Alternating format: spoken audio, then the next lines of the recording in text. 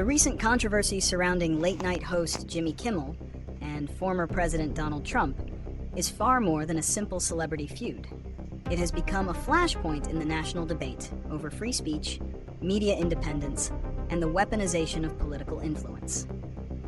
What began with a late-night monologue evolved into a week-long suspension of a major television show, drawing a sharp divide between supporters and critics, and raising serious questions about the future of political satire in America.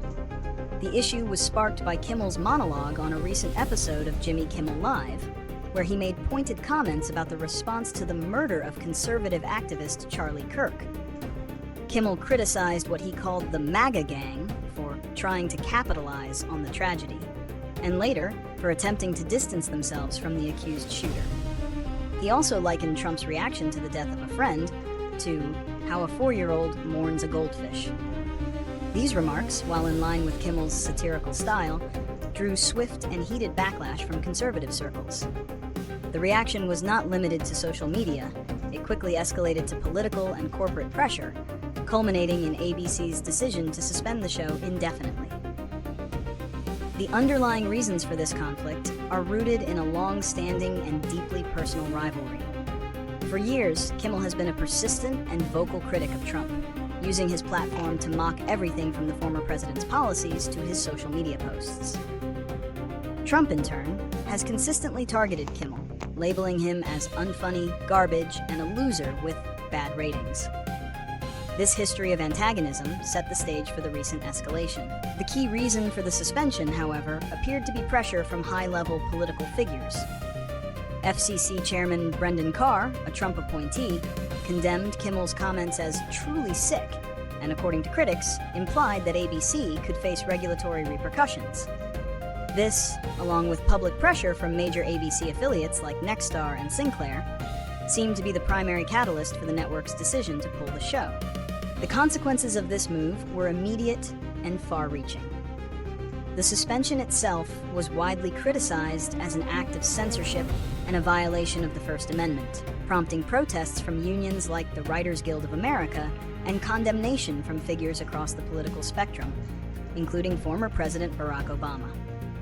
It sent a chilling message to the media industry that political pressure could effectively silence critical voices.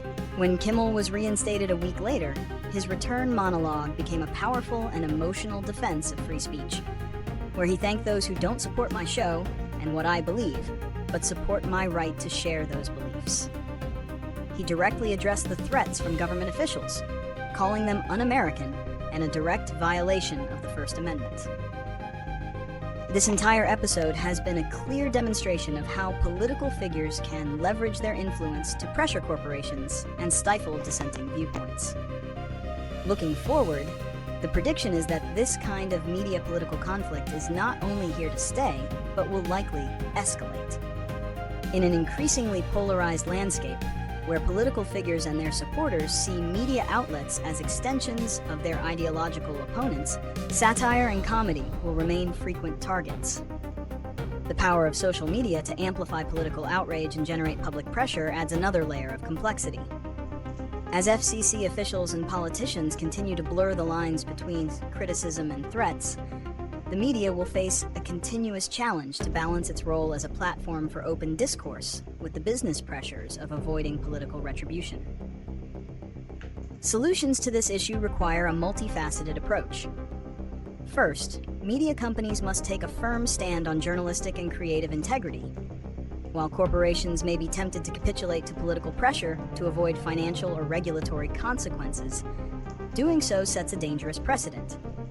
The Kimmel case shows that standing firm can lead to public support and a stronger reputation.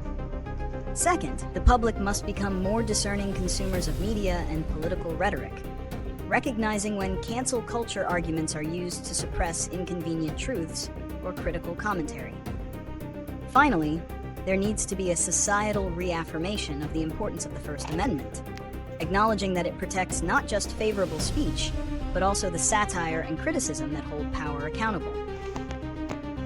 The Kimmel controversy serves as a stark reminder that the freedom to speak and to laugh at those in power is a fragile right that must be continuously defended.